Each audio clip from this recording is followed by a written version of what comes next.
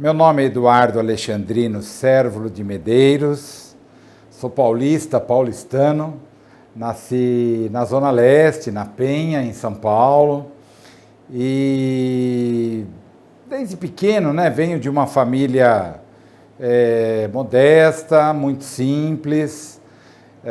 Minha mãe, dona de casa, meu pai trabalhava como fiscal de obras, então fui crescendo, embora num ambiente muito tranquilo, porque minha família sempre priorizou muito a educação. Minha irmã, 10 anos mais velha que eu, socióloga, que me deu realmente bastante inspiração aí para trabalhar depois dentro da universidade. Minha irmã hoje é professora da Universidade Federal do Rio de Janeiro.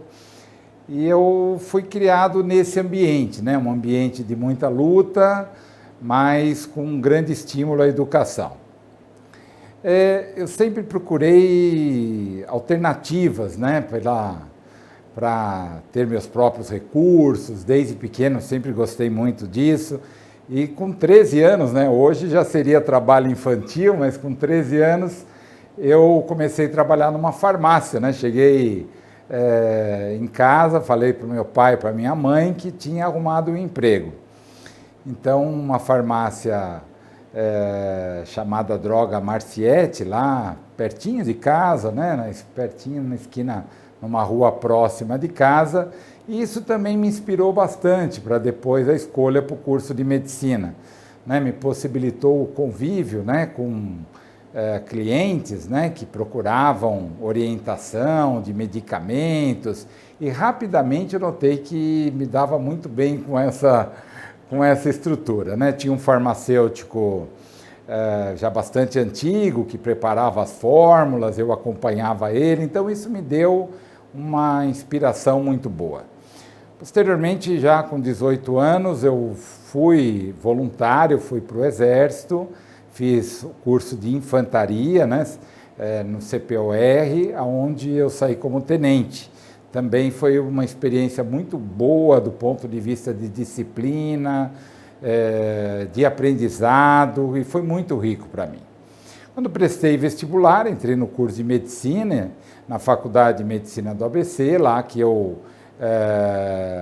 era muito interessante, porque eu fui da 12ª turma lá da escola, então era uma escola que estava em construção, estava sendo estruturada, criada, e isso foi uma experiência ímpar, Participei ativamente do centro acadêmico, todo o movimento estudantil, na importância de ter um hospital-escola, da faculdade, e de todo o desenvolvimento, porque era uma faculdade que, embora tinha sua privada, você tinha mensalidade, mas era uma faculdade municipal. Ela ficava entre as 3 regiões, de Santo André, São Bernardo e São Caetano, e na época estava existindo movimentos muito importantes naquela região do ABC, as greves da região do ABC, e isso tudo me fortaleceu, foi me dando muita força de luta por questões sociais que estão diretamente envolvidas dentro do curso de medicina.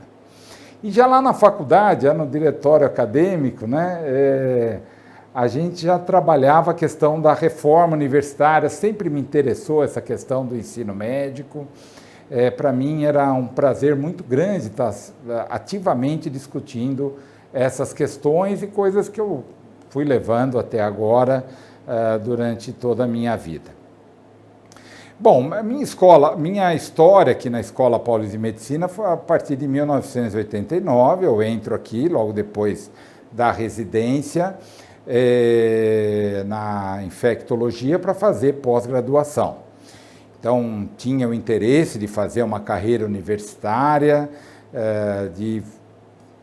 gostava muito dessa área de ensino, porque até na época da faculdade eu dava aula em colégio, na aula tinha o colégios técnicos em laboratórios médicos, e eu dava aula, que era um colégio próximo lá da Faculdade de Medicina do ABC, numa cidade chamada Utinga, muito próxima de Santo André, e eu dava aula à noite lá no colégio em biologia, técnicas de laboratório, e isso tudo também me fortaleceu e cresceu meu entusiasmo pela vida acadêmica. Quando eu vim para o mestrado, a gente estava vivendo uma situação muito séria, né, que era o início da pandemia de infecção pelo HIV aqui no Brasil. Então, foi uma situação muito forte para mim, né? Tinha acabado a residência, na residência a gente já tinha praticamente, a enfermaria já era lotada de pacientes com infecção pelo HIV, e era uma situação emocionalmente muito complicada, né? Assim como hoje a gente tem o Covid, né? Mas na época era um tipo de situação um pouco diferente, porque o HIV ele evoluía de forma subaguda, não era uma morte imediata, né? O paciente entrava num quadro consumptivo, então era muito comum as famílias trazerem fotos, né? Como era a pessoa 1 ano, 2 anos atrás e agora como ela está no hospital. Isso era muito comovente, né? E a informação também na época, semelhante ao que ocorreu aqui com as fake news, toda a situação da Covid, na época também, né? Nas bancas não tinha WhatsApp, óbvio, né? Estamos lá em 1989, 33 anos atrás, mas tínhamos as bancas de jornais, as manchetes dos jornais. Então sempre tinha uma parte da banca de jornal que ficava expostos os jornais, né? A primeira capa dos jornais. Então acho que o pessoal da minha época lembra lá as notícias populares, que aparecia aquelas manchetes, né? Peste gay invade São Paulo, e aquelas notícias assim bastante problemáticas, né? E com a relação à questão do HIV, isso era muito forte, né? E a vivência como médico no hospital e toda a situação era muito comovente para nós que estávamos vivendo a infectologia naquele momento.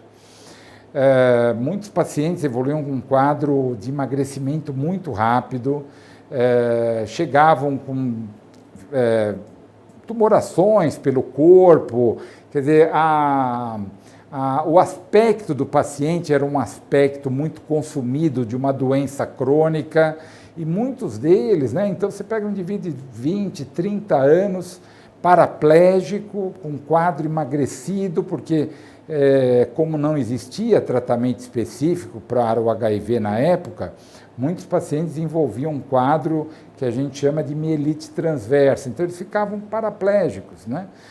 Com incontinência urinária, incontinência fecal.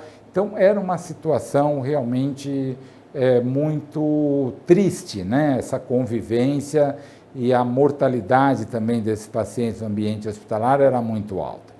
E situações parecidas, como que a gente teve o Covid, também tivemos com a infecção pelo HIV, né? A impotência, né, de ver aquelas situações, muitos pacientes evoluírem rapidamente para a morte, e a gente literalmente não ter o que fazer, se conhecia muito pouco sobre a doença. Claro que isso progrediu muito, né? Hoje temos medicações que a gente consegue tratar muito bem os pacientes que vivem com a infecção pelo HIV. Até tenho pacientes com 20, 25 anos de doença e que estão trabalhando, estão com sua vida normal hoje, quer dizer, mudou dramaticamente a característica da doença. Quando eu cheguei aqui na escola, né, o primeiro contato que eu tive foi com o pessoal da infecção hospitalar. Na época, o professor Sérgio Ei, professora Denise Cardo depois foi para os Estados Unidos, chefiar uma divisão do CDC, que é um órgão muito importante na área de vigilância, de desenvolvimento de medicações, é uma área muito importante em educação, na área da saúde. E o professor Sérgio tinha acabado de voltar de um estágio no exterior, em Iowa, já também com uma visão aí muito interessante dos estudos epidemiológicos na área de infecção hospitalar. E foi com ele que a gente se identificou muito, não só com laços de amizade, mas também na linha de pesquisa. Então, eu comecei a trabalhar com infecção hospitalar desde essa época e não larguei mais, né? Então, tenho já 33 anos dentro dessa área e muito feliz com as minhas escolhas, muito feliz. Bom, o Hospital São Paulo sempre foi um elo de muito carinho, muito orgulho e muita dedicação durante toda a minha vida acadêmica. Então, não só com a questão também do acompanhamento dos pacientes com HIV, e depois dentro da área de infecção hospitalar. Aí começaram os primeiros pós-graduandos, acabei meu mestrado, meu doutorado, acabei o doutorado em 1993, estudei a área de pneumonias hospitalares, e logo a seguir, né, começaram desafios, né, como estava infecção pelo HIV, trouxe uma outra doença que começou a aumentar muito, que foi a tuberculose. Então, o nosso hospital, o Hospital São Paulo, vivia com os corredores lá do pronto-socorro, com muitos pacientes com tuberculose. E isso era uma situação que me deixava muito preocupado e precisava fazer alguma coisa, não tinha leito, a gente não tinha leitos de isolamento. Então, foi preparado um projeto, aí eu fui lá para o CDC, nos Estados Unidos, a gente apresentou um projeto na área de tuberculose, ganhamos esse projeto para criar uma enfermaria de tuberculose.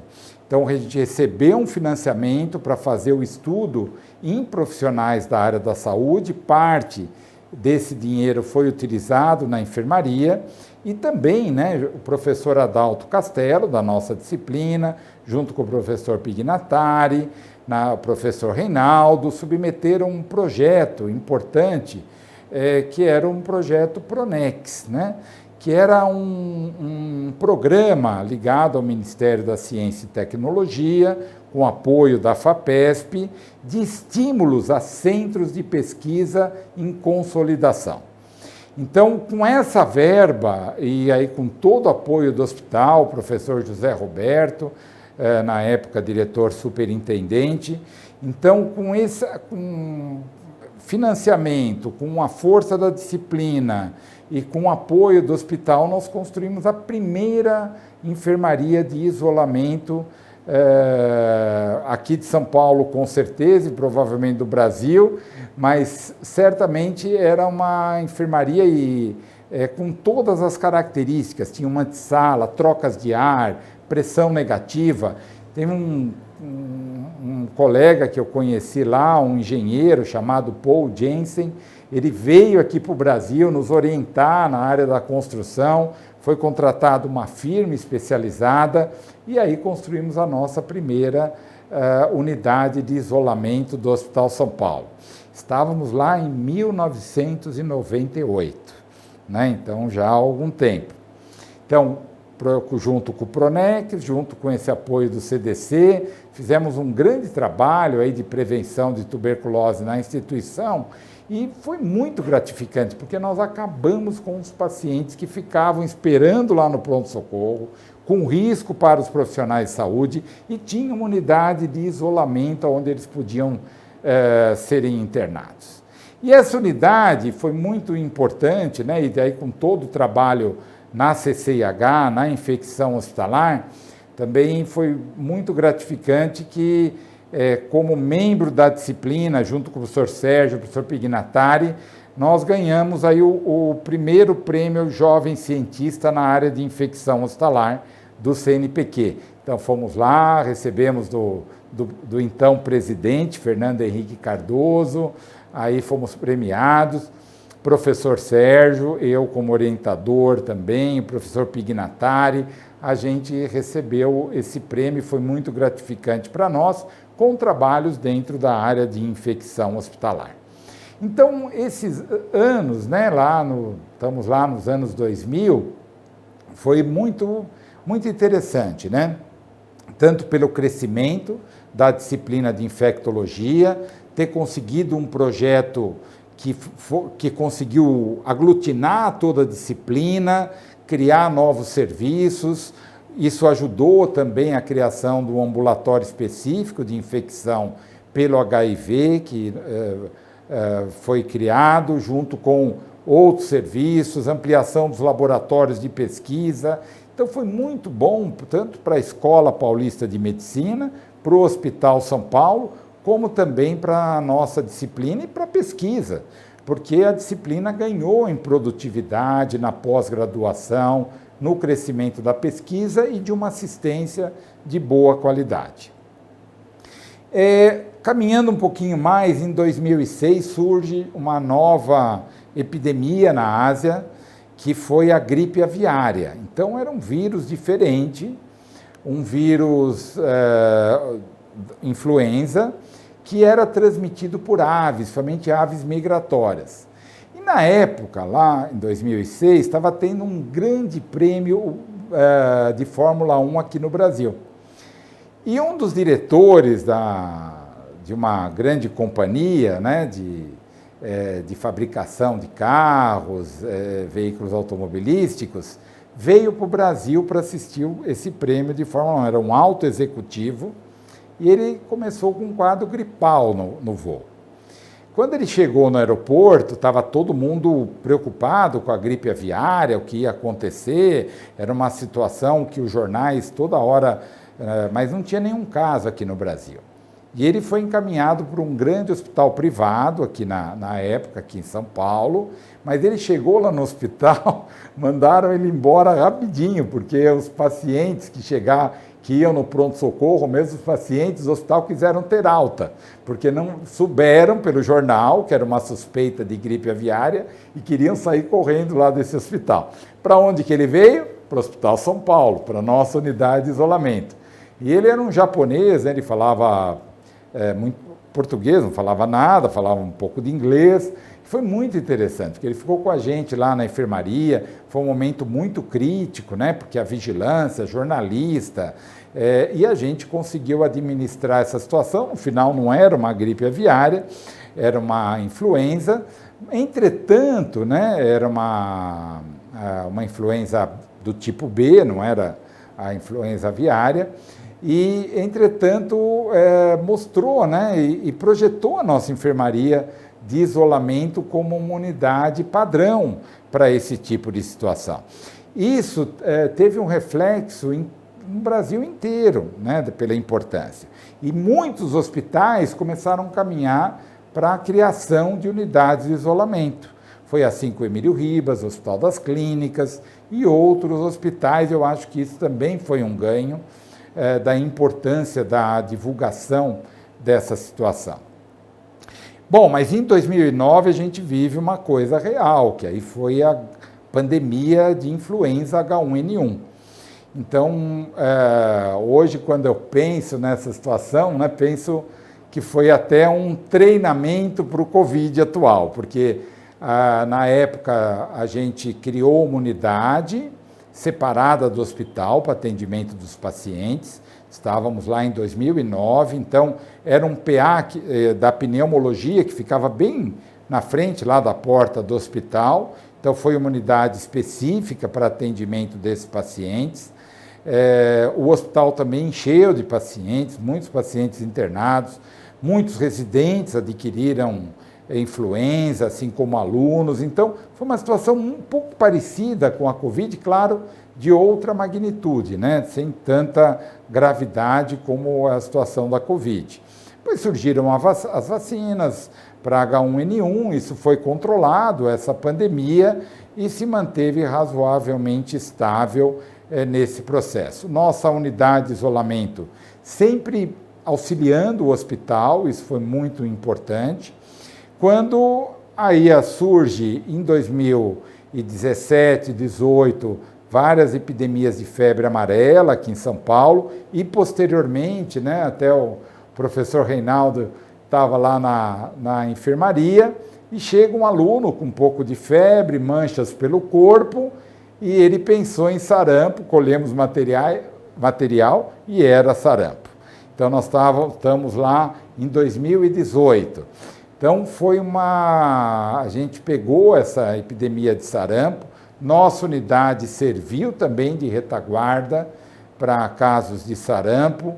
Depois, com a vacinação, isso se amenizou, quando, a partir de 2020, né, que a gente já, em janeiro de 2020, a gente começou a saber que estava ocorrendo uma situação diferente lá na China, numa província perto, até onde teve lá a gripe aviária, que é uma província chamada de Guangdong, numa província próxima, que estava tendo caso de uma pneumonia grave, que foi Wuhan, né, que é mais na parte central da China.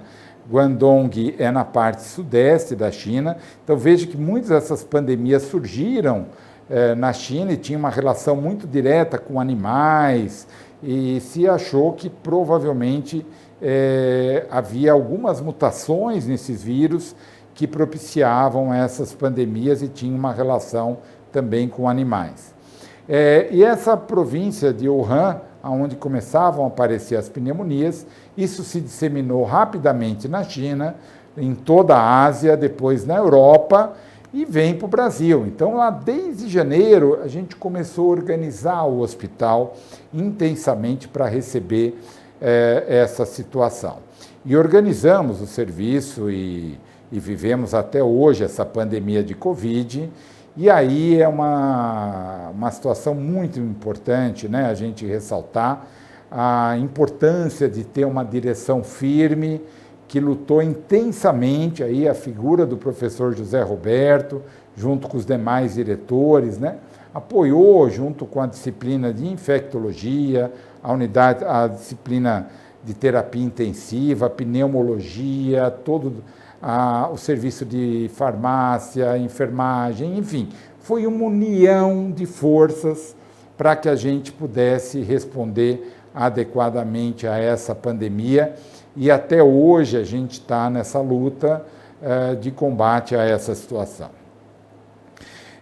Além dessa questão, né, de todo esse vínculo, né, com o Hospital São Paulo, e minha vida é aqui, né, é na Escola Paulista, é no Hospital São Paulo, toda a minha dedicação de tempo, emocional, de cabeça, de coração, aqui é a nossa vida, né? Eu acho que muitos de nós, da nossa disciplina, especialmente de infectologia, vivem intensamente essa situação. Mas eu não deixei de lado essa questão do ensino, né, que para mim sempre foi muito importante, e no meio desse caminho aí, dessas histórias, dessas pandemias, que nós participamos intensamente, de sempre buscando, né, um atendimento mais seguro para os pacientes, para os profissionais de saúde, mas eu acho que um legado muito importante que tivemos foi com a reforma curricular que nós tivemos aqui na Escola Paulista de Medicina.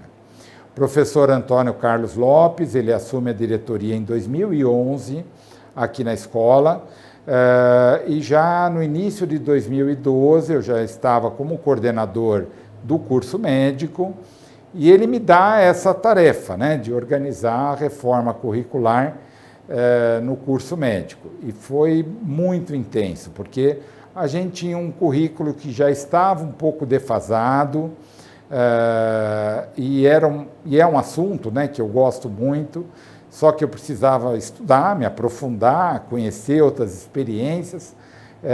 Também estava vivendo uma experiência no Hospital das Clínicas, porque eu entrei no Hospital das Clínicas em 1993, trabalhei lá até 2016, isso, 13 anos eu trabalhei lá no Hospital das Clínicas, da USP, e também dava aula, participava de todas as atividades da graduação, da pós-graduação, era orientador também do programa. Então, muitas das experiências que estava vivendo no Hospital das Clínicas, e com a vontade de discutir o currículo, e foi assim que a gente desenvolveu e implantou a reforma curricular. Até então era uma coisa muito monótona, alguns eventos, algumas discussões, mas não acontecia nada. Então a gente botou isso para circular, olha, não tenho medo de errar, que foram mais de uma centena de reuniões com os diversos os subgrupos, né, tantos de disciplinas, depois as divisões dos cursos, primeiro e segundo, terceiro e quarto, quinto e sexto, e foi muito rico essa experiência. A reforma deu certo, nós estamos em andamento, já praticamente já está consolidada, né? A partir do ano que vem já se consolida, porque precisou fazer desde o início, primeiro ano, segundo, terceiro, todo esse processo. Então foi uma coisa muito bem estruturada e que caminhou. Depois o professor Aécio continuou todo esse trabalho, agora mais recentemente a Samira, que está na coordenação do curso. Enfim, teve toda uma continuidade desse trabalho e sempre com uma visão, né, porque o aluno que chegava no primeiro e segundo ano, que já tivesse uma experiência clínica, já começasse a ser envolvido com o paciente, no terceiro e quarto fortalecesse muito a propedêutica e as disciplinas mais gerais, né, como clínica médica, a própria infectologia, a técnica cirúrgica, a gineco-obstetrícia. Quinto ano, muito mais um papel ligado às enfermarias, propriamente ditas do internato, e o sexto ano, as unidades de urgências e emergência, pronto-socorro, UTI. Então, era essa visão, né, óbvio, muito resumidamente, do que a gente gostaria que o aluno se envolvesse. Então, eu acho que foi uma experiência muito exitosa, importantíssima. Eu acho que a gente tem conseguido, aí obviamente com a pandemia, alguns passos a gente precisou diminuir, mais lentos, com toda a dificuldade, mas a gente conseguiu realmente fazer uma reforma muito importante para o curso, para formar um aluno mais comprometido, com melhor formação, especialmente nas urgências, nas emergências, ampliando aí também a visão da medicina preventiva, nas unidades básicas de saúde, mas um ponto que é fundamental é o nosso hospital. O Hospital Escola é a base do nosso processo de ensino. Sei que isso é muito discutível, tem toda uma discussão sobre esse ponto, mas eu não tenho dúvida, né, que da importância do nosso Hospital Escola, da importância do nosso Hospital São Paulo na formação dos nossos alunos, e isso me deixa muito satisfeito, né, porque o nosso hospital, com vários problemas no seu caminho, mas ele consegue realmente dar uma excelente formação para os alunos e para os residentes. Então, finalizando aí todo esse processo, né, que eu acho que eu contei um pouco aí da minha experiência, aqui é minha casa, né? Então, aqui é que literalmente eu moro, né? Eu chego cedo, nunca saí de casa achando, puxa, tem que trabalhar hoje. Jamais, sábado, domingo.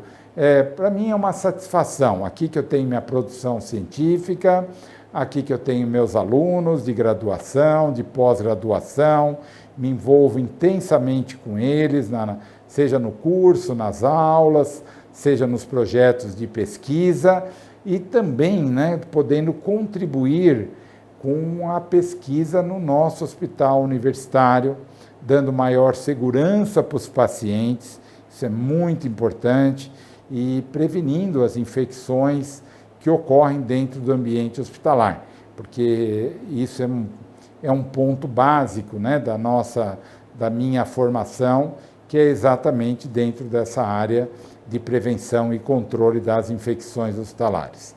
Então, agradeço muito, né, a acolhida, não sou um aluno da casa, vim para cá, mas fui recebido de braços abertos, com acolhimento, e realmente eu abracei, né, essa família que é os alunos, os professores, os funcionários do Hospital São Paulo e da Escola Paulista de Medicina. Muito obrigado.